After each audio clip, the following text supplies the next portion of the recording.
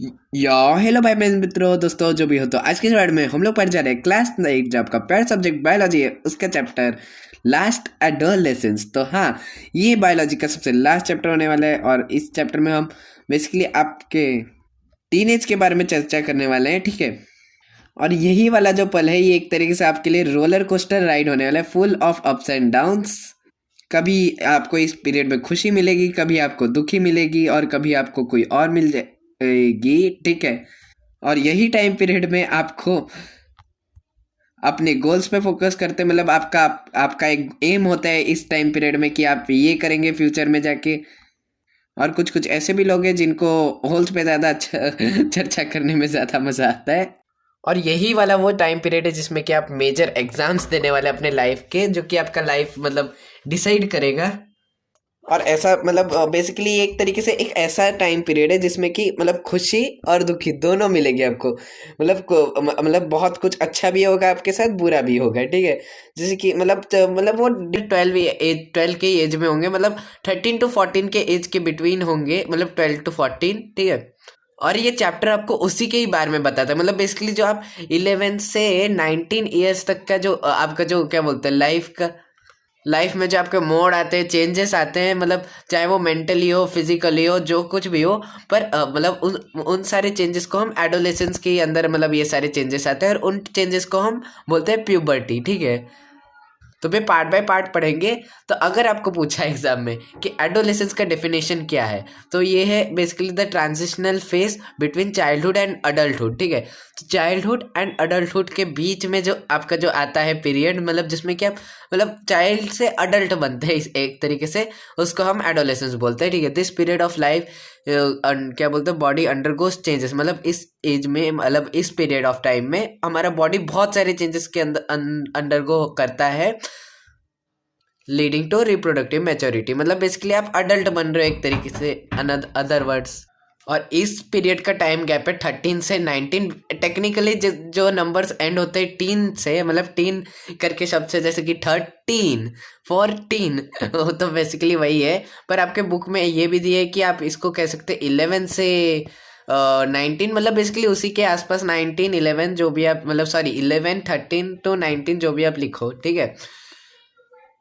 मतलब बेसिकली ये डिपेंड करता है पर्सन टू पर्सन कि ये कब स्टार्ट होगा। कोई कोई लोग के लिए जल्दी स्टार्ट हो जाता है, कोई कोई लोग के लिए लेट में स्टार्ट होता है, इसलिए ये बहुत ज़्यादा डिस्टॉर्टेड है। ये जो क्या बोलते हैं, क्या आते हैं प्यूबर्टी में। तो प्यूबर्टी बेसिकली क्या होता है कि it is a stage in life of a boy और अ गर्ल जिसमें कि वो सेक्सुअली मैच्योर होते हैं, मतलब बेसिकली वही। मतलब ये प्यूबर्टी वाला मतलब टाइम पीरियड खत्म होने के बाद अब अडल्ट बन जाते हैं एक तरीके से, यही है इसका मीनिंग। मतलब आपके अंदर एक तरीके से अडल्ट के कैरेक्टरिस्टिक्स आ जाते हैं, ठीक है। तो in this period human body undergoes मतलब सेवरल चेंजेस, मतलब बहुत सारे चेंजेस आते हैं। ऑफ कोर्स एडोलेसेंस का मतलब ही चेंज है, ठीक है। तो it refers to a transitional period, ठीक है। एडोलेसेंस और प्यूबर्टी दोनों का मतलब बेसिकली हम डिफरेंशिएट नहीं कर पाते बहुत सारे लोग। तो बेसिकली एक तरीके से एक ये मेन डिफरेंस हो गया कि जो एडोलेसेंस, जो प्यूबर्टी है, वो एडोलेसेंस के अंदर एक पीरियड है, ठीक है। और मतलब बेसिकली दोनों में डिफरेंस ये है कि मतलब बेसिकली प्यूबर्टी का मतलब है फिजिकल चेंजेस, मतलब बेसिकली वो फोकस करता है फिजिकल चेंजेस में ही। पर एडोलेसेंस सब पे फोकस करता है, मतलब जितने भी चेंजेस हमें मतलब जो क्या 11 to 19 तक के टाइम पीरियड के अंदर फेस करने पड़ता है, वो सारे चेंजेस के बारे में ये बताता है, ठीक है। It is transitional period between childhood and adulthood, मतलब ट्रांजिशनल पीरियड ऑफ कोर्स। फिर इसके बिहेवियर ऑफ सोशल फिजियोलॉजिकल, मतलब सारे चेंजेस, ठीक है। मतलब it can be defined in terms of social physiological behaviour, ठीक है। और इसका टाइम पीरियड होता है 13 to 19 ईयर्स, ठीक है। तो प्यूबर्टी का मतलब है इट क्या refers to a phase in which physical and sexual characteristics begin to mature, मतलब वही मैं बोला कि फिजिकल पे डिप ज़्यादा है, मतलब जैसे कि दाढ़ी मूछें उगना, फिर उसके बाद पिंपल्स होना, वैसे बहुत सारे कैरेक्टरिस्टिक्स है, उसके बारे में भी हम डिस्कस करेंगे बाद में डिटेल में। It can be described in terms of complete physical change, वही कंप्लीट फिजिकल चेंज, ठीक है। इसमें फिजिकल मतलब की वर्ड है एक तरीके से, फिजिकल के बिना ये प्यूबर्टी का डेफिनेशन अधूरा है, ठीक है। तो it occurs 10 to 14 in girls and 12 to 16 in boys. मतलब बेसिकली एज गैप भी होता है कि मतलब ये गर्ल्स में जल्दी हो जाता है, बॉयज में थोड़ा टाइम लगता है, ठीक है। पर गौर कीजिए कि ये बस फिजिकल चेंज है, मेंटल वेंटल साइकोलॉजिकल सारा मतलब जो मेंटल साइकोलॉजिकल भी अभी बाकी है, मतलब ये फिजिकल चेंजेस इस एज में होते हैं। उसके उसके अलावा जो मेंटल वेंटल चेंजेस होते हैं वो सारे मतलब वही एडोलेसेंस के टाइम पीरियड में ही होते हैं, ठीक है। मतलब वही मैं बोला कि ये एडोल प्यूबर्टी एडोलेसेंस के अंदर एक टाइम पीरियड है, ठीक है। तो तो अभी हम डिस्कस करने वाले चेंजेस इन एडोलेसेंस, मतलब बेसिकली क्या क्या चेंजेस होता है एडोलेसेंस में। तो इसको हम तीन तीन पार्ट्स में ये किए, डिवाइड किए, physical, emotional and secondary sexual. तो इनमें से जो फिजिकल और सेकेंडरी सेक्सुअल है इनको तो हम डिटेल में डिस्कस करेंगे। इमोशनल को बस आप ऐसे ही याद रख दीजिए कि तो इसलिए हम सबसे पहले इमोशनल चेंजेस डिस्कस करने वाले हैं। तो इनमें दो पार्ट्स है, पॉजिटिव और नेगेटिव, ठीक है। तो बेसिकली पॉजिटिव में मतलब मैं ये सारे पॉइंट्स बताने के पहले आपको ये पॉइंट बताना चाहता हूँ कि देखिए एडोलेसेंट के एज में हम ज़्यादा इंडिपेंडेंट फील करते हैं। मतलब हमको लगता नहीं है कि हम मतलब अभी हम सब कुछ खुद से कर लेंगे, हम अभी बड़े हो गए ऐसा करके हमें मतलब हमें लगता है, पर एक्चुअल में फिर भी हम अपने पेरेंट्स के अंडर में है, ठीक है। पेरेंट्स टीचर मतलब बड़ों के ही अंडर में एक्चुअल में हम अभी एक्चुअल में बड़े नहीं हुए, मतलब वैसा हमें लगता है, ठीक है। तो पर और एक अच्छी बात है कि इस मतलब ये वाले एज में हमें इंटेलेक्चुअल डेवलपमेंट मतलब हमारा ब्रेन धीरे धीरे मतलब डेवलप करने लगता है, और हम मतलब ज़्यादा मतलब सोचने में काम लगा मतलब टाइम ज़्यादा सोचने पे हम लगाते हैं कि मतलब ऐसा क्यों है, ये क्यों है, ठीक है। मतलब वही desire to learn new things इसी के ही अंदर आता है, ठीक है। फिर उसके बाद brain has greatest capacity for learning. इस एज में आपका ब्रेन मतलब हाईएस्ट कैपेसिटी है, मतलब सबसे ज़्यादा कैपेसिटी इसी एज में आपका लर्न करने का, इसलिए तो भाई इसी एज में आप अपना सारा एग्जाम्स दोगे, ये सब मतलब बहुत कुछ करने वाला है इस एज में, जो कि मैंने आपको इंट्रोडक्शन में ही बताया था, ठीक है। तो बेसिकली कभी कभार हम हमारे मतलब क्या इंक्रीज इन ब्रेन एक्टिविटी और एक पॉजिटिव चेंज है, ठीक है। तो मूड स्विंग्स, अभी मूड स्विंग्स की बारी आई। तो मूड स्विंग्स मतलब हमें कभी कभार एग्रेशन भी और एक है, ठीक है। मूड स्विंग्स का मतलब हम अचानक से गुस्सा होना, ये सब मूड स्विंग्स एक तरीके से हो गया। और एग्रेशन वही दोनों एक दूसरे से रिलेटेड ही है, ठीक है। मतलब एक तरीके से इस टाइम पीरियड में हमें इनसिक्योर भी फील होगा एक तरीके से, पर एट लास्ट तो हमें पता ही है कि हम मतलब हमको हमको इनसिक्योर फील करने की कोई ज़रूरत नहीं है, ठीक है। मतलब कभी कभार ऐसा होता है कि ज़्यादा कोई बात नहीं करता तो हम एक तरीके से कुछ ज़्यादा ही सीरियस में ले लेते हैं इस एज में एक तरीके से। और कोई बात नहीं करता है करने का मतलब वो बात नहीं करती मतलब ऐसा नहीं है, ठीक है। वो अलग बात ये दुख का खत्म नहीं होता बे। है। तो एक तरीके से ये सारी चीज़ें नेचुरल ही है, ठीक है, एट लास्ट। तो एक तरीके से इस इमोशनल से हम ये सीखते हैं कि मतलब बेसिकली बहुत सारे चेंजेस आते हैं हमारे बॉडी में, और जो नेगेटिव चेंजेस है उसके हमें टैकल करना चाहिए एक तरीके, मतलब हमें ये जानना चाहिए कि ये नेचुरल है ये सारी चीज़ें। और एक तरह से ये सारे जो चीज़ें हमें कंट्रोल में रखनी चाहिए, मतलब जैसे कि हमें मूड स्विंग्स ज़्यादा मतलब होना नहीं चाहिए हम हमारे अंदर, क्या एट लास्ट ये दूसरों की फीलिंग्स को हर्ट करता है, ठीक है। और एग्रेशन का भी सेम ही मामला है, ठीक है। और फिर फिजिकल में change in height, change in body shape, voice change, increase in activity of sweat and sebaceous gland, ठीक है। और फिर उसके सेकेंडरी सेक्सुअल में primary reproductive organs, secondary sexual characteristics, ये सारे हो गए। आप जो अभी पढ़ने वाले आगे, ठीक है। फिजिकल चेंजेस पहले पढ़ेंगे। तो सबसे पहले जो आपका जो प्यूबर्टी का लक्षण जो मतलब जो क्या होता है प्यूबर्टी के बाद, वो है चेंज इन हाइट, ठीक है। सबसे पहले आपको चेंज इन हाइट देखने को मिलेगा। जैसे कि मैं खुद क्या बोलते 11 मतलब 11 एज से अपना हाइट मतलब वॉल में ये करने लगा हूँ कि मतलब क्या बोलते हैं लकीर खींचने लगा हूँ कि 11 एज में इतना हाइट हुआ। फिर मेरा जब 12th बर्थडे आता था तो मैं अपना हाइट फिर से दीवार में मार्क कर देता था। फिर 13, तो जब मेरा 12 से 13 एज हुआ तो मेरा अचानक से मतलब मैंने देखा जितना हाइट इनिशियली इंक्रीज होता है उससे 2 गुना से ज़्यादा हाइट इंक्रीज हुआ था मेरा, ठीक है।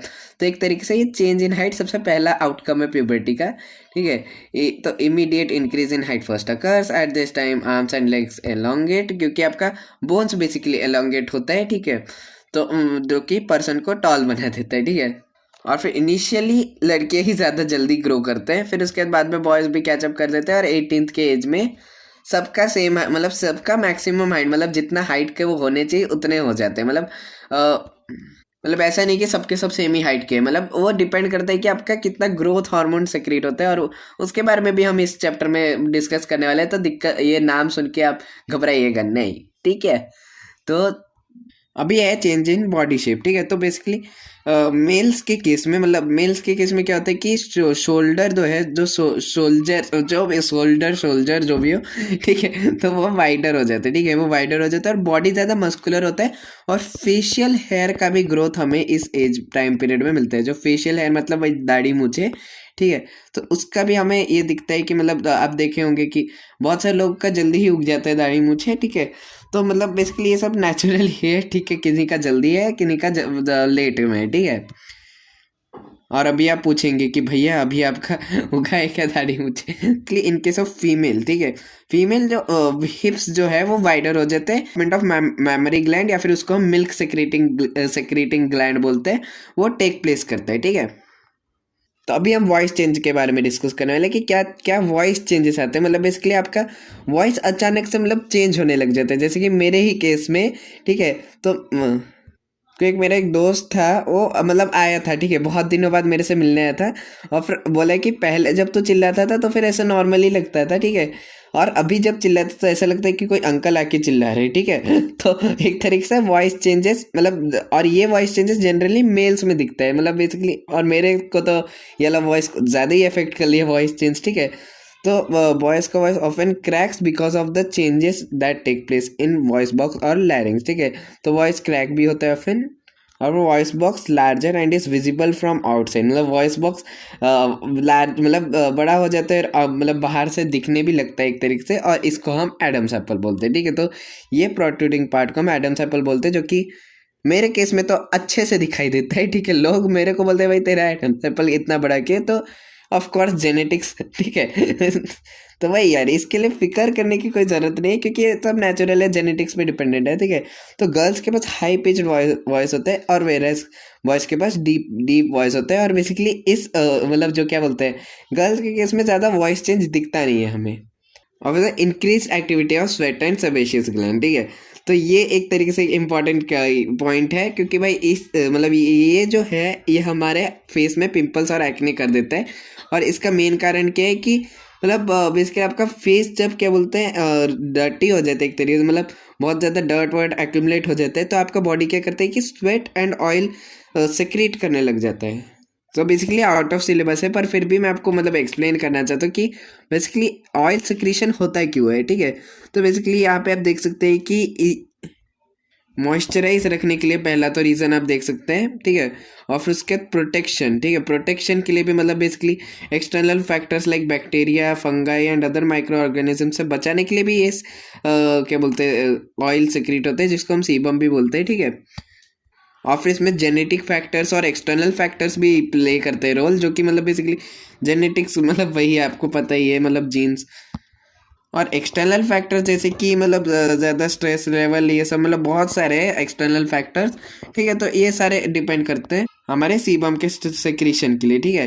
तो स्वेट एंड ऑयल को हम सीबम भी बोलते हैं, हमारे जो सरफेस ऑफ द स्किन से निकलते हैं और through the tiny pores and get infected by bacteria, ठीक है। तो मतलब बेसिकली ये जो स्वेट और ऑयल है हमें बैक्टीरिया से ही बचाने के लिए होता है, पर जब बैक्टीरिया इस युद्ध में जीत जाता है तो क्या करते, मतलब बेसिकली ये युद्ध के बाद क्या होता है कि रेड स्वोलन स्ट्रक्चर फॉर्म हो जाते हैं, ठीक है, जिनको कि हम बोलते हैं पिंपल्स, ठीक है, पिंपल्स ऑन द स्किन, ठीक है। तो इसलिए आपको आपका जो क्या बोलते हैं ऑलवेज हाइड्रेटेड रखना है अपने स्किन को, और एक तरह से क्लीन भी रखना है, ठीक है, ताकि मतलब ये युद्ध ना हो एट लास्ट, ठीक है। तो अभी आए हम टाइप्स ऑफ सेक्सुअल कैरेक्टरिस्टिक्स। तो बेसिकली ये दो टाइप के होते हैं, एक है प्राइमरी और एक है सेकेंडरी, ठीक है। तो प्राइमरी सेकेंडरी ये दोनों हुए। तो बेसिकली प्राइमरी के केस में ये बर्थ से ही प्रेजेंट होते हैं, ठीक है। ये सारे जो कैरेक्टरिस्टिक्स है, जैसे कि testis, penis and sperm duct, जो कि आपके रिप्रोडक्टिव ऑर्गन्स हुए, और फिर ओविडक्स, वेजाइना एंड यूटेरस, ठीक है। तो ये सारे हो गए आपके प्राइमरी सेक्सुअल कैरेक्टरिस्टिक्स, ठीक है। तो these are characteristics directly involve in the process of reproduction, ठीक है। तो ये डायरेक्टली इन्वॉल्व होते हैं, जो कि आपने पिछले चैप्टर में पढ़ ही लिया होगा, ठीक है। तो और हो गया सेकेंडरी, ठीक है। तो ये सेकेंडरी के केस में क्या होता है कि ये appear at the time of puberty, ठीक है। तो ये बस प्यूबर्टी मतलब एडोलेसेंस के केस में, ठीक है, ये एडोलेसेंस वाला है, ये बर्थ वाला है, ठीक है, बर्थ के बाद वाला है, ठीक है, अंदर वाला बाहर वाला, ठीक है। तो दिस सेक्सुअल कैरेक्टरिस्टिक्स, ठीक है, तो वो मूवी के बारे में मत सोचना, ठीक है। तो this includes changes in the body and takes place the result of sex hormones, ठीक है। सो अभी आपने न्यू वर्ड को एनकाउंटर किए तो उससे मतलब वो वाला लाइन पढ़ने से पहले मैं आपको दो वर्ड का मीनिंग बताने वाला हूँ। एक तो आपने हार्मोन ही सुना है, ठीक है। अभी ग्लैंड के भी बारे में बता देते हैं कि a gland is a organ that makes one और मोर काइंड्स ऑफ सब्सटेंसेस, ठीक है। तो या एक से ज़्यादा सब्सटेंसेस क्रिएट करता है फिर in order to perform specific functions, ठीक है। तो स्पेसिफिक फंक्शन परफॉर्म करने के लिए वो एक मतलब स्पेसिफिक काइंड ऑफ सब्सटेंसेस बनाते हैं, जैसे कि हार्मोन्स, एंजाइम, सलाइवा, टीयर्स, ठीक है। ये सारे एक तरह से ग्लैंड से ही सिक्रीट होते हैं, मतलब ग्लैंड से ही मतलब क्या एक तरह से बोल सकते हैं निकलते हैं। और हार्मोन्स क्या होते हैं? Hormones are chemical messenger that affect different life processes, मतलब बेसिकली एक तरीके से ग्लैंड होता है, ठीक है। ये ग्लैंड है, ठीक है, और ये एक ऑर्गन है, ठीक है। ऑर्गन है, ठीक है। तो हार्मोन क्या करेगा कि वो मैसेज कैरी करेगा, ग्लैंड क्या करेगा? सेक्रीट करेगा हार्मोन, ठीक है। हार्मोन सेक्रीट करेगा जो कि जाएगा इस ऑर्गन ऑर्गन में थ्रू ब्लड स्ट्रीम, ठीक है। तो आपके ब्लड स्ट्रीम के थ्रू, मतलब आपका ब्लड जहाँ से ट्रैवल करते हैं उसी स्ट्रीम के थ्रू आपके दूसरे ऑर्गन में जाएगा, जो जिस जिस ऑर्गन को हम बोलते हैं टारगेट साइट या टारगेट ऑर्गन, ठीक है। और फिर उसके जब ये मैसेज चले जाता है तो वो ऑर्गन क्या करता है, फिर वो टास्क करना स्टार्ट कर जाता है, ठीक है। तो बेसिकली प्यूबर्टी के समय ये हार्मोन सेक्रीशन वगैरह होता है, ठीक है। So, उसी का एक स्पेसिफिक वेराइटी है सेक्स हार्मोन, ठीक है। तो बेसिकली दो तरीके के सेक्स हार्मोन्स होते हैं, मेल के केस में और फीमेल के केस में। Estrogen and progesterone in females, testosterone in males, ठीक है। और इनका टारगेट साइट क्या है? ये सारे जो ऑर्गन्स जो कि मैंने आपको बताए, ठीक है। तो वही ऑफ कोर्स वही रिप्रोडक्शन के प्रोसेस के लिए इंपॉर्टेंट होते हैं ये सारे। कि देखिए मतलब क्या बोलते हैं, ये जो टेस्टोस्टेरोन हार्मोन है ये पेनिस को स्टिमुलेट करता है कि वो मतलब क्या बोलते हैं सीमेन प्रोड्यूस करे, ठीक है। सीमेन या स्पर्म जो भी हो, स्पर्म प्रोड्यूस करे, दोनों एक ही बात है, ठीक है। और ईस्ट्रोजन एंड प्रोजेस्टेरॉन को ये स्टिमुलेट करते हैं ओविडक्ट्स को, ठीक है। ओविडक्ट्स को कि वो अपना क्या बोलते हैं ओवम रिलीज करे, ठीक है। और ये जो कैरेक्टरिस्टिक्स है जो कि मतलब क्या बोलते हैं सेकेंडरी जो है, वो डायरेक्टली इन्वॉल्व नहीं होती इस प्रोसेस में, वो स्टिमुलेट करते हैं इन सारे ऑर्गन्स को। और एक्चुअल में ये और ये स्पर्म और ओवम एक्चुअल में डायरेक्टली इन्वॉल्व होते हैं इन द प्रोसेस ऑफ रिप्रोडक्शन, ठीक है। तो अभी हम बात करते हैं क्रोमोसोम्स के बारे में। तो बेसिकली क्रोमोसोम्स क्या है? आपने मतलब पहले क्या होता था कि आपका एक सेल चैप्टर होता था जिसमें कि आप सेल के बारे में पढ़ते थे और उसके ऑर्गेनेल्स के बारे में पढ़ते थे, ठीक है। अभी मेरे को पता नहीं कि अभी आपके आपके टाइम पे ये वाला मतलब चैप्टर है कि नहीं, पर बेसिकली मैं आपको बताना चाहता हूँ कि एक सेल है, ठीक है। सेल के अंदर न्यूक्लियस मतलब एक मेजर पार्ट होता है, ठीक है। मतलब आपको पता है कि हर एक ऑर्गेनिज्म सेल से बना होता है और वो बेसिक यूनिट ऑफ लाइफ है। मतलब जो सारे के सारे जो मेटाबॉलिक एक्टिविटीज है, जो आपके एक्टिविटीज है जैसे डाइजेशन, रेस्पिरेशन, ये सारे बेसिक यूनिट मतलब क्या बेसिक लेवल पे, फाउंडेशन लेवल पे सेल पे ही काम करते, ठीक है। और फिर सेल क्या करते हैं? ग्रुप फॉर्म करते हैं टिश्यूज, ठीक है। वो मतलब बेसिकली एक स्पेसिफिक एक्टिविटी अचीव करते हैं और फिर उसके दो ऑर्गन वो मतलब जो सारे एक्टिविटीज जो टिश्यू ने अचीव किया उसका किए मतलब क्या बोलते हैं एक स्पेसिफिक एक्टिविटी अचीव करते हैं, फिर ऑर्गन सिस्टम बनते हैं, ऑर्गन से वैसा होता है, ठीक है। तो बेसिकली उतने तक नहीं जाएंगे, अभी सेल पे ही रहते हैं, ठीक है। सेल का एक मेजर पार्ट होता है न्यूक्लियस, ठीक है। तो न्यूक्लियस क्या होता है कि न्यूक्लियस बेसिकली उसको न्यूक्लियस के अंदर होता है जीन्स, ठीक है। तो जीन कुछ ऐसा दिखता है, ठीक है। ऐसा ऐसा ऐसा ऐसा, ठीक है। अगर हो सके तो आप अभी से 9th वाला क्लास का सेल चैप्टर भी पढ़ सकते हो, कुछ ज़्यादा दिक्कत नहीं है उसमें। तो बेसिकली जीन्स कुछ ऐसे होते हैं, ठीक है। तो जो न्यूक्लियस के अंदर जो जीन्स प्रेजेंट होते हैं, ठीक है। तो जो जीन्स प्रेजेंट होते हैं वो क्या करते हैं कि आपका मतलब आपका सीक्रेट इन्फॉर्मेशन जीन्स के अंदर स्टोर होता है, ठीक है। तो सीक्रेट इन्फॉर्मेशन का मतलब वो सारा इन्फॉर्मेशन नहीं, जैसे hair colour, eye colour, height. तो मतलब जो सारा का सारा टास्क होता है आपके जो मतलब बॉडी में, वो जीन्स ही डिसाइड करते हैं एट लास्ट कि आपका आई कलर क्या होगा, skin colour, hair colour, hair height, आपका हाइट जो भी हो, सारे के सारे मतलब किसके आपका हाइट तो नहीं, मतलब बेसिकली मतलब बहुत सारी चीज़ें, मतलब हाँ हाइट भी कह सकते हैं। और फिर उसके सेल का स्ट्रक्चर बहुत सारे मतलब बहुत कुछ क्रोमोसोम्स के अंदर मतलब क्या बोलते हैं, मतलब बेसिकली ये जीन्स के अंदर प्रेजेंट होता है। और फिर जब यही सेल डिवाइड करते हैं, ठीक है, मतलब बेसिकली इंटू टू सेल्स, ठीक है। जब ये मतलब वाइल जब ये डिवाइड करते हैं टू सेल्स में, तो क्या करते हैं कि क्रोमोसोम्स एक दूसरे के साथ ऐसे कुछ स्ट्रक्चर्स फॉर्म कर देते हैं, ठीक है। कुछ ऐसे स्ट्रक्चर्स फॉर्म करते हैं क्रोमोसोम्स, मतलब क्रोमोसोम्स नहीं, जीन्स, ठीक है। तो जीन्स कुछ ऐसे फॉर्म करते हैं, मतलब जब ये डिवाइड करते हैं, ठीक है। तो मतलब पहले तो ये ऐसे स्ट्रैंड्स जैसे होते हैं, कुछ ऐसे गोदा, मतलब जब नोटबुक में करते हैं ना रैंडमली पेन से, तो कुछ ऐसा ही दिखता है, ठीक है। तो मतलब कुछ ऐसे होते हैं, फिर मतलब जब सेल डिवाइड करने लगता है तब कुछ ऐसे दिखाई देते हैं। और इस प्रोसेस को हम कंडेंस कर जाते हैं, ऐसे बोलते हैं, ठीक है। और फिर इनका नंबर होता है 23, ठीक है। 23 पेयर्स तक ये होता है, ठीक है। तो इनमें से जो 22 पेयर्स है, ठीक है, 22 सारे के सारे जो पेयर्स है उसको हम ऑटोजोम्स बोलते हैं। और जो मतलब और एक जो पेयर बचा हुआ है 23rd, उसको हम सेक्स क्रोमोसोम बोलते हैं, ठीक है। There are 23 pairs of chromosomes in human cell. 2 chromosomes, each pair consist 2 chromosome, हर एक पेयर में 2 क्रोमोसोम्स होते हैं। और इस तरीके से 46 क्रोमोसोम्स होते हैं आपके मतलब क्या बोलते हैं, सेल्स में, ठीक है। तो ऑटोसोम्स क्या होते हैं कि these are pair of chromosomes starting from first to second pairs, ठीक है। और ये सेक्स क्रोमोसोम्स के केस में 23rd पेयर है ये, ठीक है। तो this chromosomes have hereditary information, ठीक है, ये सारे हेरिडेटरी। और ये क्या करते हैं कि मतलब जो सेक्स क्रोमोसोम जेंडर डिटरमाइन करते हैं, ठीक है। तो in human beings and chromosomes creates gender differences, ठीक है। तो वो मतलब बेसिकली यही वो क्रोमोसोम है जो डिटरमाइन करते हैं कि आप बॉय होंगे या गर्ल होंगे, ठीक है। तो वो यही डिटरमाइन करते हैं, ठीक है। तो all autosomes have same in both, ठीक है। तो मतलब बेसिकली दोनों में सेम होता है, पर बेसिकली गर्ल्स में क्या होता है, एक्स एक्स क्रोमोसोम्स होते हैं, जैसे कि आप देख सकते हैं यहाँ पे एक्स लिखा है, एक्स वाई, मतलब बेसिकली बॉयज के केस में ये वाला बॉयज का बता रहा है, ठीक है। और फिर उसके बाद एक्स वाई, ठीक है, जो बॉयज में क्या होता है कि एक्स वाई क्रोमोसोम्स, ठीक है। तो उसी के ही बारे में हम डिटेल में डिस्कस करने वाले कि सेक्स डिटर्मिनेशन, ठीक है। तो बेसिकली क्या होता है कि और ये वाला प्रोसेस क्या है आप बताइए, ठीक है। आपको तो पता ही होगा ये प्रोसेस, क्योंकि आप मतलब पिछले वाले चैप्टर में पढ़े ही होंगे, ठीक है। तो this is the process in which sperms, जो मेल गैमेट है, और ओवम जो फीमेल गैमेट है, fuse into two form zygote, ठीक है। तो आपको पता ही है इस केस में क्या हो रहा है कि फर्टिलाइजेशन हो रहा है एक तरीके से, मतलब स्पर्म और ओवम एक दूसरे के साथ फ्यूज करते हैं और जाइगोट फॉर्म करते हैं, ठीक है। फिर वो जाइगोट फर्दर डिवाइड करता है, ठीक है, जैसे सेल्स डिवाइड करते हैं, ठीक है। And further makes more cells, ठीक है। तो ये और सेल्स बनाते हैं और उससे क्या होता है, फॉर्मेशन ऑफ फीटस, ठीक है। तो एक मतलब बच्चा बनते हैं, फिर हम बच्चे से हम बनते हैं, फिर हमसे मतलब फिर अडल्ट से, वही cycle of life and death, ठीक है। बोथ ओवम एंड स्पर्म और half in number of chromosomes.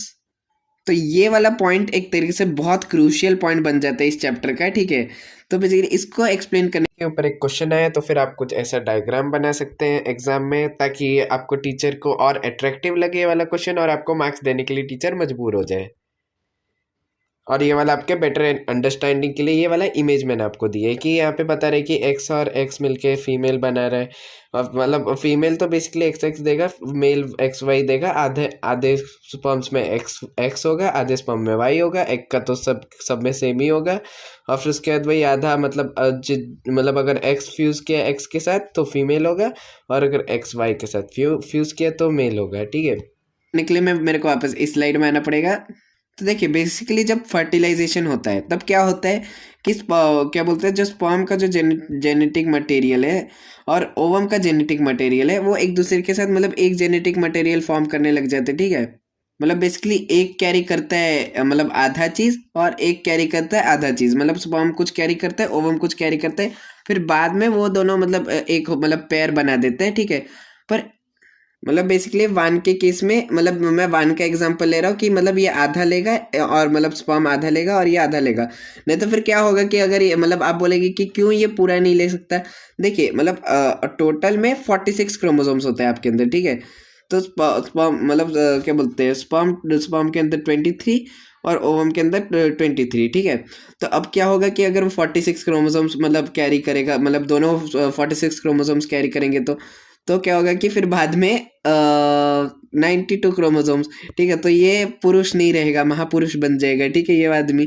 तो इसलिए उस पुरुष को महापुरुष नहीं बनने के लिए हम मतलब क्या बोलते हैं, आधा ये कैरी करता है, आधा मतलब स्पर्म आधा ओवम, ठीक है। तो इसी तरीके से एक्स एक्स और एक्स वाई भी डिटरमाइन होता है, ठीक है। तो बेसिकली क्या होता है कि ओवम में वाई क्रोमोसोम होता है, ठीक है, जो हाफ नंबर ऑफ क्रोमोसोम, जो मतलब बेसिकली क्या है कि क्या डिटरमाइन करते हैं, एक्स और वाई क्रोमोसोम डिटरमाइन करते हैं जेंडर, ठीक है। तो अगर 2 ठोक एक्स हुए तो मतलब फीमेल हुआ, और अगर मतलब एक एक्स एक वाई हुआ तो मेल हुआ, ठीक है। वो भी 23rd पेयर ऑफ क्रोमोसोम, ठीक है। तो बोथ क्या बोलते हैं, have half the number of chromosome. तो बेसिकली ओवम में क्या होता है कि सिर्फ एक्स क्रोमोसोम, जैसा कि आपको पता होगा कि फीमेल होगी तो क्या होगा, एक्स क्रोमोसोम, सिर्फ एक्स एक्स होगा, ठीक है। तो तुम उसका चाहे हाफ भी कर दो तो एट लास्ट एक्स ही बचा रहेगा, ठीक है। तो मतलब बेसिकली ओवम में है एक्स क्रोमोसोम, और क्या बोलते हैं, स्पर्म के केस में आधा chromosome, half number of chromosome Y होते हैं और हाफ एक्स होते हैं, ठीक है। तो एक्चुअली में स्पर्म ही डिटरमाइन करता है कि मतलब बेसिकली वो स्पर्म पे डिपेंडेंट होता है कि अगर मतलब क्या बोलते हैं, अगर वो स्पर्म एक्स क्रोमोसोम कैरी करेगा तो फिर वो लड़की होगी, और अगर क्रोमोसोम मतलब वाई क्रोमोसोम अगर स्पर्म कैरी करेगा तो वो लड़का होगा, ठीक है। पहले हम कितने मन्नतें मांगते थे, पर एक्चुअल में कौन डिटरमाइन करता है, ये डिटरमाइन करता है, ठीक है। तो ये दोनों लाइनें भी वही चीज़ बात कर रहे हैं कि मतलब अगर sperm carrying x chromosome fuses with the ovum, तो फिर मतलब ऑलरेडी मतलब क्या बोलते हैं, स्पर्म के अंदर एक्स क्रोमोसोम है, ओवम में भी एक्स क्रोमोसोम है, मतलब 23rd पेयर में, ठीक है। तो अगर ये दोनों फ्यूज किए तो ये दोनों एक मटेरियल बन जाएंगे, और फिर ये मतलब एक तरीके से एट लास्ट फीमेल ही होंगे, ठीक है। पर वही अगर अगर वाई क्रोमोसोम वाला क्या बोलते हैं स्पर्म फ्यूज किया विद द एक्स क्रोमोसोम, तो फिर ऑफ कोर्स एक्स वाई का मतलब मेल होता है, ठीक है। तो मेल, तो अभी हमारे ग्लैंड्स पे, ठीक है। तो अभी हमने पहले मतलब डिस्कस कर लिए ग्लैंड्स के बारे में, मतलब कि ग्लैंड्स क्या होते हैं, हार्मोन्स क्या होते हैं, ठीक है। ये दोनों के बारे में डिस्कस किया था, ठीक है। मतलब बेसिकली क्या होता है कि ग्लैंड्स, एक बार बता दे रहा हूँ कि वो हार्मोन सेक्रेट करते हैं, और फिर उसके बाद वो क्या करते हैं फिर कि वो हार्मोन जो है केमिकल मैसेंजर होता है, जो कि मतलब एक बॉडी को बताता है कि एक स्पेसिफिक टास्क करने के लिए, जैसे कि मैंने आपको इस केस में बताया था कि ये क्या बोलते हैं, टेस्टोस्टेरोन टेस्टिस को स्टिमुलेट करता है सीमेन प्रोड्यूस करने के लिए, और फिर ईस्ट्रोजन मतलब स्पर्म प्रोड्यूस करने के लिए, फिर उसके बाद ईस्ट्रोजन एंड प्रोजेस्टेरोन ओविडक्ट्स को स्टिमुलेट करते हैं ओवम प्रोड्यूस करने के लिए, ठीक है। मतलब यही टास्क नहीं रहता है इन दोनों में, और भी बहुत सारे टास्क होते हैं, ठीक है। मतलब मैं इनका मेन टास्क बता रहा हूँ कि मेन क्या करते हैं, मतलब और भी बहुत कुछ होता है ईस्ट्रोजन प्रोजेस्टेरोन जो करते हैं, पर अभी के लिए फिलहाल आप इतना ही जानिए। फिर आप बोलेंगे सर बोला क्यों फिर, अब हो गया ना सस्पेंस ठीक है। तो अभी आए एक्सोक्राइन ग्लैंड और क्या बोलते हैं, एंडोक्राइन और एक्सोक्राइन क्राइन ग्लैंड्स, ठीक है। तो पिट्यूटरी ग्लैंड में मतलब बेसिकली हम ग्लैंड्स के बारे में भी डिस्कस करने वाले हैं। मतलब बेसिकली हम बहुत सारे ग्लैंड्स का एक स्पेसिफिक नाम रखे, जैसे कि मतलब बेसिकली दो तरीके के ग्लैंड्स होते हैं, एक्सोक्राइन और एंडोक्राइन, मतलब दोनों ही सिक्रीट करते हैं, ऐसा नहीं कि कोई सेक्रीट नहीं करता कोई सेक्रीट करता है, ठीक है। तो बेसिकली पिट्यूटरी मतलब ये एंडोक्राइन ग्लैंड्स क्या करते हैं, हार्मोन सेक्रीशन करते हैं, और ये जो सेक्रीशन होता है वो बेसिकली मतलब थ्रू द ब्लड स्ट्रीम होता है, ठीक है। तो मतलब ये ब्लड स्ट्रीम के थ्रू, जैसे कि मैंने आपको बताया था पहले कि ब्लड स्ट्रीम के थ्रू जाता है, जो पहले जो मैंने आपको डिस्कस किया था, ठीक है। तो ये ब्लड स्ट्रीम के थ्रू जाते हैं टारगेट ऑर्गन्स पे, ठीक है। तो इन सब के भी बारे में हम डिटेल में डिस्कस करने वाले, pituitary thyroid pancreas adrenal exocrine glands के केस में, ठीक है। और एक मैं आपको बताना चाहता हूँ कि और भी बहुत सारे मतलब कोई कोई हार्मोन्स है जो कि ग्लैंड से सेक्रीट नहीं होते, ठीक है। जैसे कि ऑक्सीटोसिन हो गया एग्जाम्पल, ठीक है। तो एक्सोक्राइन ग्लैंड्स, ठीक है, एक्सोक्राइन ग्लैंड्स के केस में सलाइवा, पैनक्रियास, टीयर्स। अभी आप बोलेंगे सलाइवा ये भी एक ग्लैंड से सेक्रेट होता है, टीयर्स ये भी ग्लैंड से सेक्रेट होता है, फिर स्वेट एंड वो ऑयल वो भी तो ग्लैंड से ही सेक्रेट होता है, तो वो सारे एक्सोक्राइन ग्लैंड्स हो गए, ठीक है। तो मतलब बेसिकली ये अंदर ही अंदर सेक्रेट होता है। एंडोक्राइन ग्लैंड के केस में क्या होता है कि ऑर्गन के ऑर्गन बीच में, ग्लैंड्स टू ऑर्गन, ठीक है। पर एक्सोक्राइन ग्लैंड्स के केस में क्या होता है कि बाहर सिक्रीट होता है, ठीक है। सिक्रीशन अंदर से बाहर होता है, जैसे कि सलाइवा अंदर से बाहर जाता है, फिर उसके बाद टीयर्स भी अंदर से बाहर जाता है, फिर स्वेट एंड ऑयल भी अंदर से बाहर जाता है, तो वो एक्सोक्राइन ग्लैंड्स द्वारा सिक्रीट होता है। तो बेसिकली ये पिट्यूटरी ग्लैंड क्या है कि ये एक ऐसे मतलब एक ग्लैंड है, मतलब जो कि हमने पहले डिस्कस किया था कि ग्लैंड्स के टाइप है, उनमें से एक टाइप पिट्यूटरी ग्लैंड है। तो वो कहाँ पे लोकेटेड होता है, बेस ऑफ द ब्रेन, जैसे कि आप यहाँ पे देख सकते हैं, मतलब इस जगह पे, ठीक है। मतलब बेस ऑफ द ब्रेन, मतलब अगर आपको डिफाइन करने के लिए बोल दिया तो आप ये सारे पॉइंट्स लिख सकते हैं, ठीक है। तो वो रिलीज करता है FSH LH ये सब, मतलब बेसिकली एक तरीके से पिट्यूटरी ग्लैंड के कि मास्टर ग्लैंड है, जैसे कि मैंने लिखा है। तो ये इसको ऐसा बुलाया क्यों जाता है बेसिकली, तो देखिए जितने भी ग्लैंड है हमारे बॉडी में, जितने भी ग्लैंड जब आप मतलब आगे जाके अभी पढ़ेंगे, ठीक है, अगले स्लाइड्स में, तो वो ग्लैंड्स में क्या कॉमन है कि मतलब वो सारे ये FSH और LH ये सारे मतलब हार्मोन्स कंट्रोल करते हैं वो सारे ग्लैंड को, जो कि पिट्यूटरी ग्लैंड रिलीज करता है। तो मतलब उन सारे मतलब बेसिकली क्या होता है कि जब हम प्यूबर्टी में आते हैं तो फिर सबसे पहले तो हाइपोथैलेमस, ठीक है, तो हाइपोथैलेमस जीएनआरएच करके एक हार्मोन रिलीज करता है। मतलब हाइपोथैलेमस मतलब आपको पता ही होगा कि वो ब्रेन का एक पार्ट है, मतलब मेजर पार्ट है वो ब्रेन का, ठीक है। तो वो क्या करते हैं कि एक हार्मोन रिलीज करते हैं जो कि जीएनआरएच है, जो कि पिट्यूटरी ग्लैंड को स्टिमुलेट करता है एफएसएच रिलीज करने के लिए और एलएच रिलीज करने के लिए, जो कि फर्दर और सारे जो ग्लैंड्स हैं उनको स्टिमुलेट करते हैं। जैसे कि यहाँ पे आपको पता है कि टेस्टोस्टेरोन, मतलब देखिए एफएसएच और एलएच जब क्या बोलते हैं टेस्टिस को स्टिमुलेट करते हैं, ठीक है। तो ये एफएसएच क्या करते हैं कि टेस्टिस को स्टिमुलेट करता है टेस्टोस्टेरोन या फिर स्पर्म प्रोड्यूस करने के लिए, ठीक है। मतलब वही एफएसएच और एलएच, और फिर इन केस ऑफ फीमेल्स वो ओवम प्रोड्यूस करने के लिए बोलता है, ठीक है। और फिर और सारे भी हार्मोन्स है जो कि ये रिलीज करता है, ठीक है।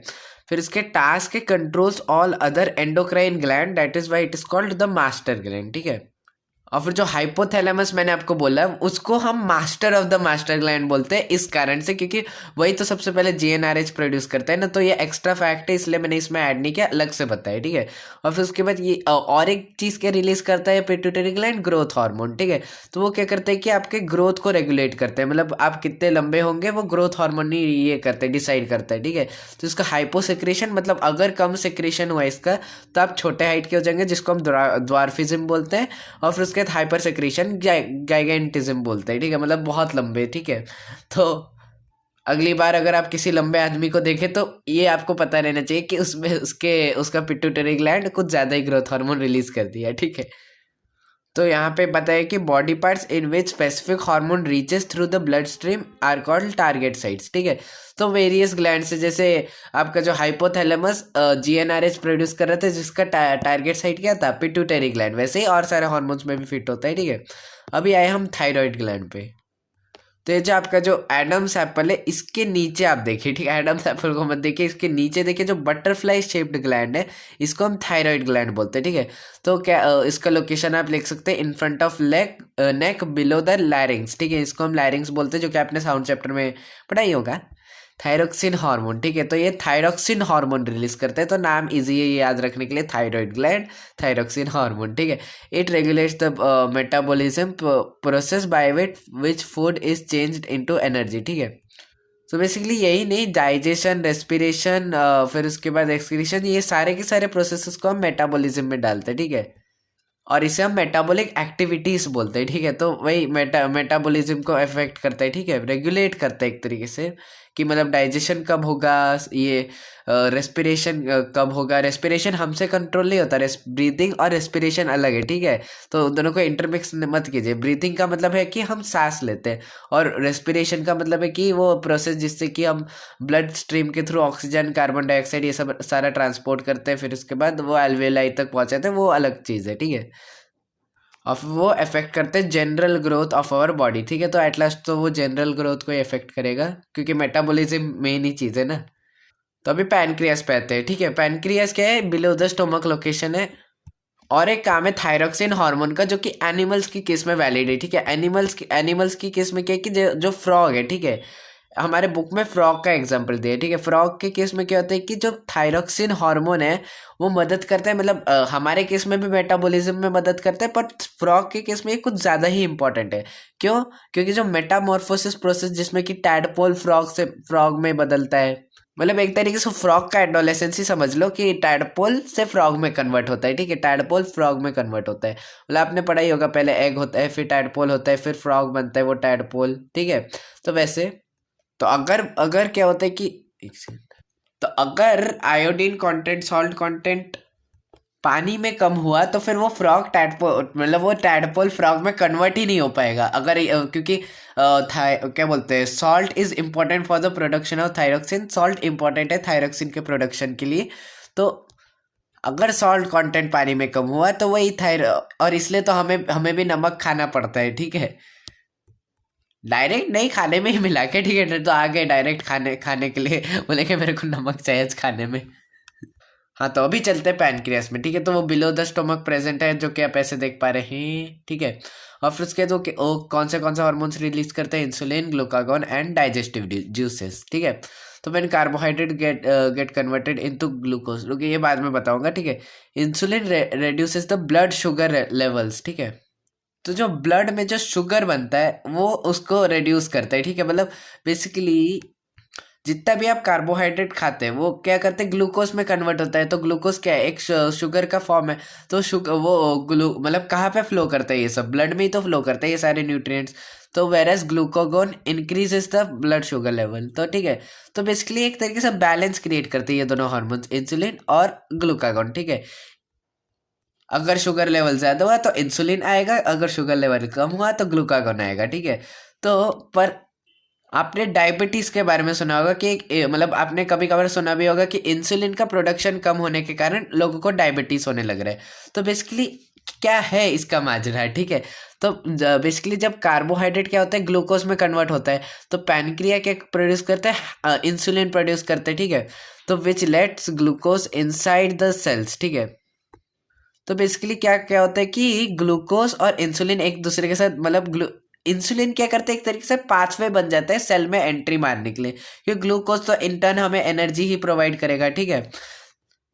और एनर्जी प्रोवाइड करने के लिए कहाँ जाना पड़ेगा, उस ग्लूकोज को सेल में जाना पड़ेगा, ठीक है। तो वो सेल में जाने के लिए क्या करते हैं कि इंसुलिन उसको मतलब उसको उसके साथ बाइंड कर जाता है शायद तक, और फिर उसके क्या बोलते हैं, सेल में एंट्री दे देता है। मतलब एक तरीके से वीजा ही समझ लो ग्लूकोज का, ठीक है। ग्लूकोज का वीजा इंसुलिन, ठीक है।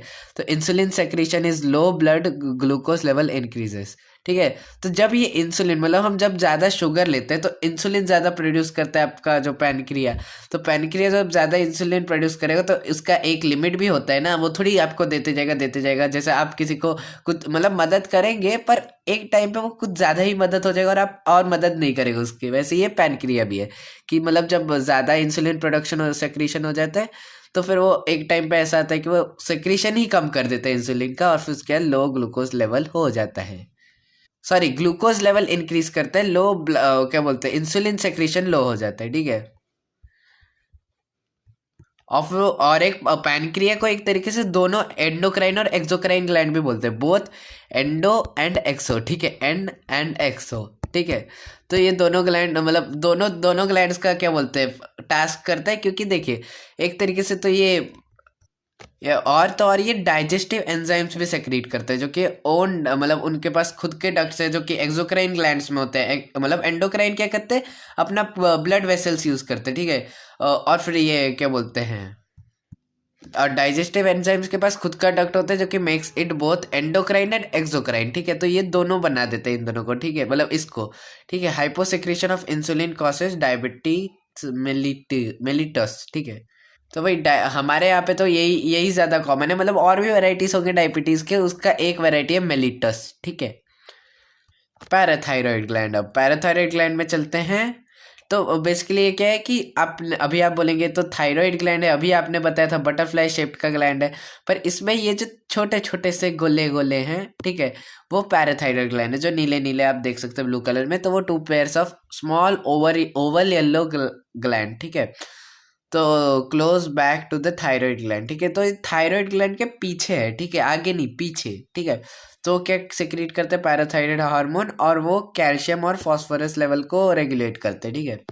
तो वही कैल्शियम और फास्फोरस भी एक तरीके से इंपॉर्टेंट है हमारे बॉडी के लिए, तो वही वो रेगुलेट करते हैं उसका लेवल। अब एड्रिनल ग्लैंड, ठीक है, इसका पिक्चर मैंने नहीं दिया पर ये किडनी के ऊपर है, मतलब कुछ ऐसा, ठीक है। किडनी इधर और उसके ऊपर एड्रिनल ग्लैंड, ठीक है। तो कुछ ऐसा होता है, ठीक है। अबव द किडनी उसका सेक्रेशन है एड्रेनलिन, ठीक है। तो it is produce response to cold, joy, fear, emotional stress. मतलब एक तरीके से ब्रेन में जब कुछ एक्सक्लेमेशन मार्क आ जाता है, ठीक है, एक्सक्लेमेशन मार्क के समय एड्रेनल, ठीक है। तो तो एक तरीके से ये करता है कि हमें ये स्ट्रेस जो होता है उसको एडजस्ट करने में मदद करता है, ठीक है। हमारे बॉडी को एडजस्ट करवाता है स्ट्रेस से, जो स्ट्रेस होता है हमें, ठीक है। तो this time the hormone is release, और वो इंक्रीज करता है heart beat, increases ventilation and many more, ठीक है। तो जो कुछ भी इमोशनल स्ट्रेस है उसको एडजस्ट करवाने के लिए एड्रिनल ग्लैंड एड्रेनलिन प्रोड्यूस करता है, ठीक है। It stimulates the glycogen break down and hence blood glucose level increases. तो रिप्रोडक्टिव लाइफ इन फीमेल्स, ठीक है। तो बेसिकली ये वाला भी एक टॉपिक है आपके बुक में, ठीक है। ये पिछले भी चैप्टर में हमने पढ़ा है, तो इस ये वाले भी चैप्टर में और एक बार मतलब क्या बोलते हैं, इसमें दो पॉइंट्स पे फोकस किए, मतलब मेंस्ट्रुएशन करके, ठीक है। तो उसी के ही बारे में हम चर्चा करने वाले हैं, ठीक है। तो बेसिकली ये वाला जो पीरियड है, ठीक है, the period between menarche and menopause is the reproductive life in females, ठीक है। तो मेनार्क और मेनोपॉज के ये भी हम डिस्कस करेंगे, ठीक है। तो ये ऑकर करता है 11 से 55 ईयर्स के बीच में, ठीक है। तो in females reproductive phase of life begins at puberty, ठीक है। तो प्यूबर्टी से बिगिन करता है, ऑफ कोर्स दोनों के ही केस में, मेल और फीमेल के केस में, ठीक है। तो 10 to 13 ईयर्स, ठीक है। तो 10 to 13 ईयर्स में ये चालू हो जाता है, ठीक है। It last till the age of 45 to 50। The changes that occurs ओ ओ ये बहुत सारे हॉर्मोन्स का पिटारा ही पिट्यूटरी ग्लैंड है, ठीक है। सारे चेंजेस होते हैं ओवरी और यूटेरस में, जो कि मेंस्ट्रुअल साइकिल के समय, ठीक है। तो जब ओवम मैच्योर करता है तो वो क्या करता है, रिलीज वन ऑफ द मतलब उनमें से एक, मतलब आपने देखा होगा, मतलब नीचे डायग्राम भी बना है, इनमें से एक ही ओ क्या बोलते हैं, ओवरी एक ओवम रिलीज करता है। मतलब इनमें से एक, बहुत कम केसेस में वो दो दो रिलीज कर देते हैं, ठीक है। पर ज्यादातर केसेस में वो मतलब एक ओवरी एक ही ओवम रिलीज करता है एवरी मंथ, ठीक है। तो तो ये वाला लाइन छुप गया है क्योंकि मैंने ये वाला लाइन इधर पे लिखा है, ठीक है। तो अगर फर्टिलाइजेशन नहीं होता है तो फिर क्या होता है कि the lining of the uterus thick हो जाता है, ठीक है। Along with the blood vessels shed and is discharge as menstrual flow is called menstruation. तो इसका मतलब क्या है, ठीक है। तो बेसिकली जब स्पर्म और क्या बोलते हैं, ओवम का फ्यूजन नहीं होता है, ठीक है, फर्टिलाइजेशन नहीं होता, जिस प्रोसेस को हम बोलते हैं, ठीक है। जब वो नहीं होता है तब क्या होता है कि लाइनिंग ऑफ द, तो क्या होता है, अगर वो होता तो क्या होता है कि ओवम जो क्या बोलते हैं जाइगोट है, वो इधर पे आता है और इधर पे रह जाता है, ठीक है। और इधर पे रह जाता है और फिर उसके बाद उसको न्यूट्रिएंट्स कहाँ से मिलते हैं, यही से तो मिलते हैं, ये यूटेराइन वॉल से, लाइनिंग ऑफ द यूटेरस से। पर अभी वही नहीं है, और अगर ऐसा नहीं होता है तो फिर वो क्या करता है कि न्यूट्रिएंट प्रोवाइड करने की कोशिश करता है, पर वो कोई है ही नहीं न्यूट्रिएंट लेने के लिए। तो फिर वो क्या होता है कि day by day thicker and thicker होते जाता है, और फिर अंततः वो क्या होता है कि एक तरीके से वो फट जाता है, सॉरी शेड हो जाता है, ठीक है। तो वो शेड हो जाता है और फिर उसके बाद क्या होता है कि डिस्चार्ज एज मेंस्ट्रुअल फ्लो, जो कि हम मेंस्ट्रुएशन बोलते हैं। तो वो वंस इन 28 to 30 डेज, मतलब एक महीना है, ठीक है। तो मतलब वो फिर से रिपीट होता है वही वाला साइकिल एवरी मंथ, ठीक है। ये वाला पार्ट तो आपका पिछले चैप्टर का है, ठीक है। अभी है मेनार्क एंड मेनोपॉज, जो कि मैंने आपको पिछले स्लाइड में बताया। तो बेसिकली ये दोनों है क्या, तो मेनार्क का मतलब है कि beginning of the menstrual cycle, और ये एंडिंग ऑफ द, ठीक है। तो ये बिगिनिंग एंड एंडिंग, ठीक है। तो और ये स्टार्ट होता है 11 to 13, एंड ये एंड होता है, ठीक है, ये वाला पीरियड एंड होता है 45 to 50 ईयर्स, ठीक है। तो भाई ये स्टार्टिंग और एंडिंग, बस इन दोनों का अलग अलग नाम रख दे, ठीक है, स्टार्ट और ये एंड, ठीक है। It is the beginning of the reproductive phase and it is the end of the reproductive phase, ठीक है। अभी आए हम रिप्रोडक्टिव हेल्थ में, ठीक है। तो अभी सबसे मेन पार्ट है, क्योंकि अभी हमें मतलब क्या बोलते हैं, एक तरीके से अवेयर करता है ये वाला पार्ट, यही सबसे इंपॉर्टेंट पार्ट है, ठीक है। तो ये हमें अवेयर करता है बहुत सारी चीज़ों के लिए, ठीक है, जो कि हमें एडोलेसेंट लाइफ में फॉलो करना चाहिए, क्योंकि इसी टाइम पे तो हम अडल्ट बनते हैं, एक तरीके से बड़े होते हैं। इसको हमने फोर पार्ट्स में डिवाइड किया है, ठीक है। तो ईट well, balanced nutrition diet, nutrition अच्छा होना चाहिए, पर्सनल हाइजीन, हाइजीन मेंटेन होना चाहिए, फिजिकल एक्सरसाइज, एक्सरसाइज करना चाहिए, ऐसा नहीं कि घर में ही बैठे और हमारे लेक्चर्स, मतलब एक लेक्चर नहीं, मतलब गेम, मतलब सोशल मीडिया में ये रहे, दिन रात सोशल मीडिया में रहे, बाहर ना जाए, ठीक है। मतलब बाहर, मतलब एटलीस्ट हमें जाना चाहिए, थोड़ा घूमना चाहिए, खेलना चाहिए, ठीक है, इस एज में, ठीक है। और फिर उसके ड्रग्स एंड स्मोकिंग, ठीक है। तो ये और एक पार्ट मतलब इन चारों में से मेन पार्ट यही है, ठीक है। और क्वेश्चंस भी इसी से आ सकते हैं, ठीक है। Reproductive health is the more essential during the period of adolescence, ठीक है। इसलिए तो अभी हम पढ़ रहे हैं, ठीक है। Of course the body growing rapidly and many changes are taking place, ठीक है। तो वही ये बता रहे हैं कि हमारे बॉडी में बहुत सारे चेंजेस होते हैं, तो उस चेंजेस को मतलब अच्छे से, ताकि वो चेंजेस हो ठीक ठाक, तो इसलिए हमें ये सारे फॉलो करने पड़ते हैं, ठीक है। तो well balanced diet, personal hygiene और फिजिकल एक्सरसाइज, ये तीनों को हम इसी स्लाइड में कवर करेंगे, ठीक है। Well balanced diet is absolutely essential for proper growth of the body, ठीक है। आपको पता ही होगा कि बहुत हार्मोनल ये होते हैं, एक्टिविटीज होते हैं एडोलेसेंस के समय। Adolescence should avoid replacing proper meals with junk food, otherwise it can lead to nutritional deficiencies. ठीक है, तो मतलब खा सकते हैं हम बाहर का खाना, पर कम खाना चाहिए, ज़्यादा हमें इस पे ही ध्यान देना चाहिए। ठीक है, विटामिन, मिनरल, प्रोटीन, ये सब। ठीक है, मतलब एक तरीके से फूड पिरामिड फॉलो करना। ठीक है, और अगर इसको अनफॉलो मार दिए तो आप अपने लाइफ को अनफॉलो मारने के लिए मतलब मजबूर हो जाएंगे, हेल्दी लाइफ को अनफॉलो मारने के लिए। ठीक है, वो वाला नहीं, मतलब परमानेंट नहीं।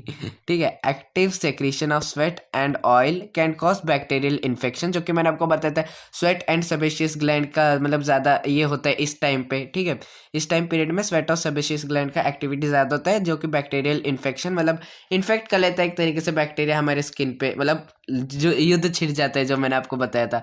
Good hygiene by having a bath every day to avoid bacterial infection. Pimples और मतलब पिंपल्स कैसे कॉज होते हैं, एक्ने, डर्ट और स्वेट और ऑयल की वजह से। मतलब यहाँ से हमें ये समझ में आया। ठीक है,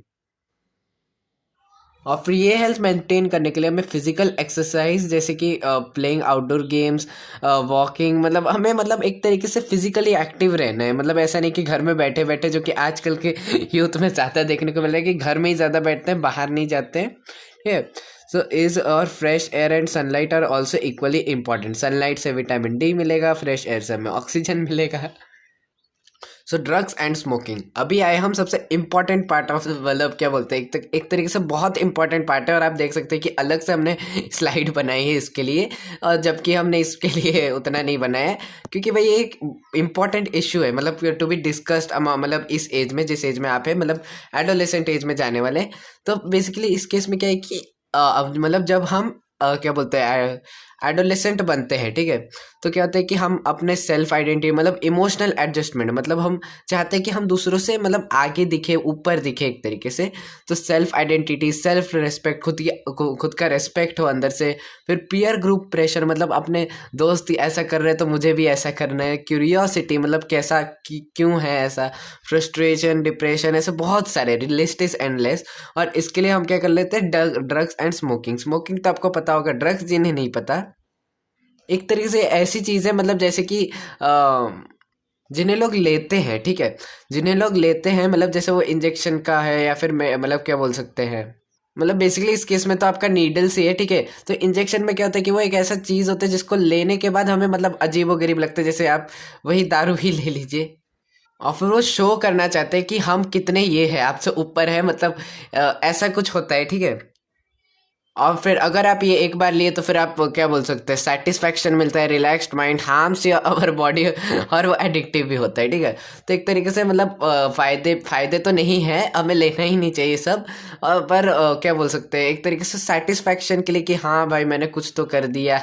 मतलब करना है तो कुछ अच्छा करो ना, ये करके क्या फ़ायदा मिलता है। ठीक है, और फिर उसके बाद आजकल ये वेपिंग नाम का भी चीज़ फेमस हो रहा है। ठीक है, तो मतलब उसमें क्या है कि वो भी एक तरीके से वैरायटी ऑफ स्मोकिंग है, जिसमें कि मतलब क्या बोल सकते हैं, मतलब लोग बोलते हैं कि वो कम डेंजरस है स्मोकिंग से, पर एक्चुअल में वो भी उतना ही डेंजरस है। उसमें वही सारे गैसेस होते हैं। और फिर उसके बाद लोग क्या मतलब क्या बोल सकते हैं, चीज़ों को मतलब सिंप्लीफाई करने के लिए कि भाई मतलब क्या बोल सकते हैं, स्मोकिंग बिस्किट्स बिक रहे हैं मार्केट में, मतलब जो कि जिसमें कि सेम ही गैसेस प्रेजेंट है, बस नाम मतलब क्या बोल सकते हैं, चीज़ों को सिंप्लीफाई करने के लिए, मतलब सिंपल बनाने के लिए, हाँ बस बिस्किट ही तो है भाई, ये करने के लिए मतलब भाई वही चीज़ है, मतलब वही गैसेस है, बस नाम से स्मोकिंग बिस्किट रख देता है। ठीक है, तो ऐसे भी बहुत सारे नए नए चीज़ें आ रहे हैं मार्केट में, पर हमें अवेयर रहना चाहिए इस चीज़ों में, और चीज़ों से बच के रहना चाहिए, क्योंकि भाई एट लास्ट जो बेच रहा है उसको मतलब ये नहीं देख रहा है कि आपका हेल्थ कितना इफेक्ट हो रहा है, क्या हो रहा है आपको, उसको बस अपना धंधा चलाना है एक तरीके से। ठीक है, और आपको सेटिस्फैक्शन के लिए सारी चीज़ें नहीं करनी चाहिए।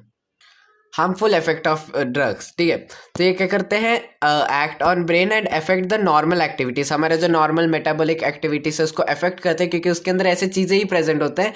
और फिर हम मतलब वही, जैसा मैंने आपको बताया था। ठीक है, फिर उसके alter the behaviour, consciousness and judgemental power, ये सारी चीज़ें भी अफेक्ट करते हैं। फिर उसके क्या, make people increasingly dependent on them, मतलब एडिक्शन हो जाता है वही, ये सब एडिक्टिव चीज़ है, इसलिए हमें ये एक भी बार मतलब क्या बोलते हैं, क्यूरियोसिटी के लिए भी नहीं लेना चाहिए। कहा गया वो क्यूरियोसिटी, हाँ ये क्यूरियोसिटी के लिए भी नहीं लेना चाहिए। All medicine are drugs but all drugs are not medicine, ये है अपना क्या बोल सकते हैं, थॉट फॉर द डे। ठीक है, तो अभी आए एड्स पे। बेसिकली ये एक तरीके से इस एड्स का कारण होता है, ठीक है। तो मतलब इसके कॉजेस के मतलब सबसे पहले डिस्कस करते हैं कि इसमें होता क्या है, जो कि आपके बुक में नहीं दिया, ठीक है।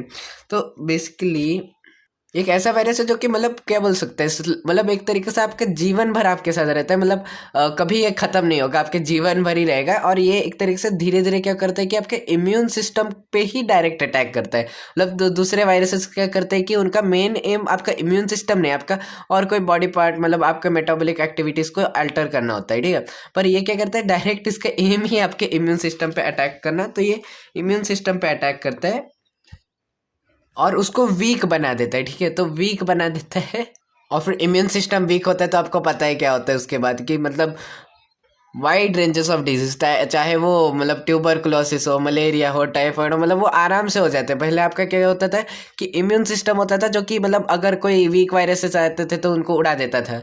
पर अभी ये है, आपका इम्यून सिस्टम नहीं है, तो फिर आप समझ ही सकते हो। तो फिर ये कैसे फैलता है ये आपको पूछेगा एग्जाम में। तो sexual contact, body blood transfusion, pregnancy and sharing needles, मतलब यही सारी चीज़ें हैं, मतलब जिसमें कि हम ब्लड एक तरीके से मतलब क्या बोलते हैं, ब्लड एक्सचेंज करते हैं, मतलब या फिर कोई फ्लूइड्स एक्सचेंज करते हैं, वैसे मतलब वैसे वाले केसेस में क्या बोल सकते हैं ये एड्स फैलता है। ऐसे मतलब ऐसा नहीं कि मतलब एयर से फैलता है, वाटर से फैलता है, जैसे अलग और सारी डिजीजेस फैलते हैं, वैसा ये नहीं है। और फिर वही चीज़ जो कि मैंने इतने देर से आपको मतलब एक्सप्लेन कर रहा हूँ, वही चीज़ यहाँ पे मैंने लिखा है। यहाँ पे वही लिखा है कि people who take drug often inject them into their body by syringe, they share syringe and used by each other. मतलब बेसिकली जब हम क्या करते हैं कि जो जब ड्रग्स लेते हैं, ठीक है, तो मतलब एक ही अगर नीडल हम शेयर करें, मतलब एक इसने ये लिया, फिर वापस से उसने ये लिया, अगर एक के पास मतलब क्या बोलते हैं एड्स हुआ, तो फिर वो दूसरे को भी हो जाएगा, ठीक है। और एक बात बताना भूल गया कि एड्स जो है वो HIV वायरस होता है, ठीक है। HIV वायरस ये पूछ लेता है बार बार, ठीक है। और ये बात याद रखना कि ये लोग क्यों लेते हैं, अपना ईगो सेटिस्फाई करने के लिए, कि मैं बड़ा हूँ तुमसे, ठीक है। और ये बात ये दिमाग में रखना कि वो अपना ईगो सेटिस्फाई करना चाहते हैं और कुछ नहीं, ठीक है। और तुमको भी फोर्स मतलब क्या बोल सकते हैं, पीयर प्रेशर में आपको कभी ये लेना नहीं है कि भाई हम ले रहे हैं मतलब तुम भी वही करो। अब तुम बोलोगे कि कुएं में कूदो तो तुम कूदोगे क्या, वही ये चीज़ है, वही बात है, बचपन की बातें है, ठीक है। बस वो बड़ेपन में भी हमें अप्लाई करना ये ज़रूरी है। तो आज की इस चैप्टर से हमने बहुत कुछ सीखा, एक्चुअल में सीरियसली बहुत कुछ सीखा। एग्जाम तो हम नाम का देने वाले हैं, ठीक है। तो इस चैप्टर का एक की वर्ड है जो कि मतलब आपके लाइफ के लिए, एग्जाम के लिए नहीं, कि भाई लोग अपना ईगो, ठीक है, ये ईगो वर्ड याद रखना आप, क्योंकि जनरली क्या करते हैं कि आजकल के यूथ मतलब अपना ईगो सेटिस्फाई करने के लिए ऐसे ग्रुप में चले जाते हैं कि भाई जो कि वही सभी काम करते हैं जो कि मैंने आपको पिछले स्लाइड्स में दिखाया था। या फिर अगर कोई किसी को बड़ा दिखाना चाहते हैं तो आप मतलब ये मत सोचिए कि आप खुद को छोटा मत समझिए। आप ये समझिए कि ये लौंडा खुद को मतलब क्या बोल सकते, खुद का ईगो सेटिस्फाई करवाना चाहता है। ऐसा कुछ बड़ा तीर नहीं मान लिया उसने, क्योंकि यही चीज़ मैंने अपने इस लाइफ में देखी है, ठीक है। लोग आपको मैनिपुलेट करने की कोशिश करें, मतलब आपको क्या बोल सकते हैं, एक चीज़ तरीके से धकेलने की कोशिश करेंगे कि मतलब तो ये कर वो कर, ठीक है। कि लाइफ का सबसे बेस्टेस्ट पल होने वाला है, और वो कैसे, उसका स्पॉइलर अलर्ट नहीं देना चाहता मैं आपको, पर यकीन कीजिए ये पक्का होके रहेगा। और वर्स्ट होने का चांसेस कम है, ज़्यादा है कि बेस्ट होगा। मैं पक्का बोल रहा हूँ बेस्ट होगा।